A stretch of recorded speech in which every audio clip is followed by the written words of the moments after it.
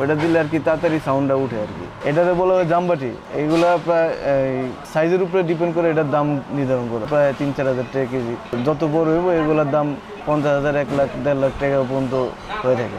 এগুলো পুরানি, এগুলো নতুন তৈরি হয় না। যারা ধনীবৃত্ত আছে তারাই করে। বেশিরভাগ দেখা যায় নেপালে, বাংলাদেশ থেকেও যায়, এগুলা নেপালে যায়। ওখানে আরও এই বডিতে কাজ করাও থাকে, বডিতে অনেক সময় কাজ করা থাকে আর কি। কাজ বাংলাদেশ থেকে করে তারপর নেপালে যায়। এটা ওই যে ভিতরে পানি টানি দিয়ে আর কি শব্দ শোনা। সিনেমার জন্য আমার থেকে নিয়ে যায়, যেমন মোল্লাবাড়ির বউর জন্য ডাক্তার এজাজ আসছিল, উনি কিছু কালেকশন করে নিয়ে গেছে।